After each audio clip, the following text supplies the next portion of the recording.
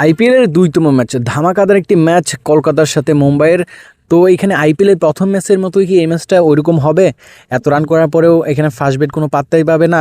সব কিছুই কিন্তু এই ভিডিওতে আমরা অ্যানালাইসিস করব এবং অ্যানালাইসিস করলেই কিন্তু আমরা জানতে পারবো প্রথম ম্যাচের মতো আইপিএলের এই ম্যাচটা হবে কি না, কেমন রান হতে পারে, মাঠের কি গড়, পিচের কি আপডেট এবং দুই টিমের রেকর্ড, ইতিহাস, এভরিথিং।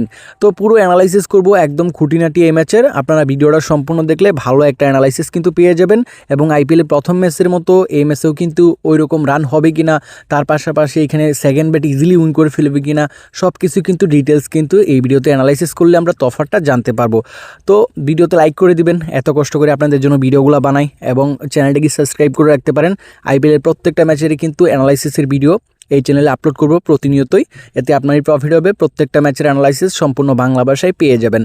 প্রথমে আমাদেরকে যে মাঠে আজকের ম্যাচটি হবে ওই মাঠ সম্পর্কে অ্যানালাইসিস করতে হবে, কারণ মাঠটা কিন্তু এখানে খুবই একটা ইম্পর্ট্যান্ট একটা বিষয় ম্যাচের জন্য।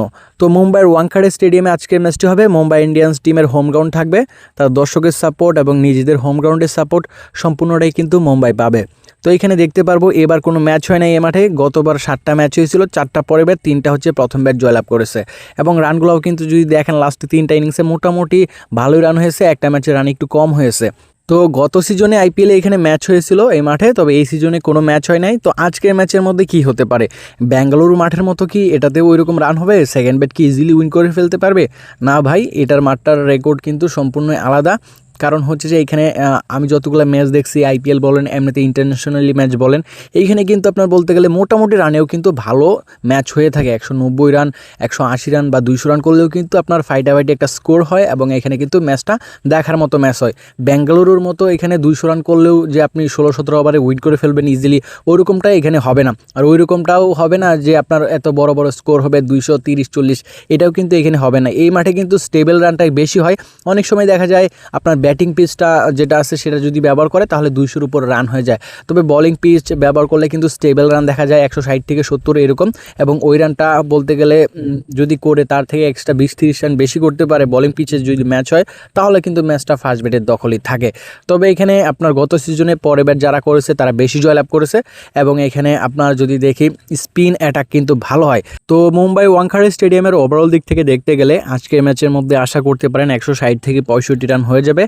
তবে এখানে আহামরি যে হাই স্কোরিংগুলো এবং ইজিলি সেকেন্ড ব্যাট 200 রান করলেও উইন করে ফেলবে, ওইরকমটা কিন্তু আপনারা বেঙ্গালুরু মাঠের মতো মুম্বাই ওয়াংখাড়ে স্টেডিয়ামে কিন্তু দেখতে পারবেন না। তো আরেকটা বিষয় হচ্ছে যে আপনার গতবার আইপিএলে কিন্তু পরে ব্যাট যারা করেছে তারা বেশি জয়লাভ করেছে।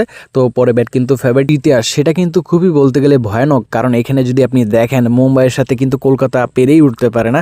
দুই টিমের আইপিএলের ইতিহাসে 35টি ম্যাচ হয়েছে, 35টি ম্যাচের মধ্যে 24টি মুম্বাই উইন করেছে। এখানে 11টি ম্যাচ, মাত্র 11টি ম্যাচ কলকাতা উইন করেছে।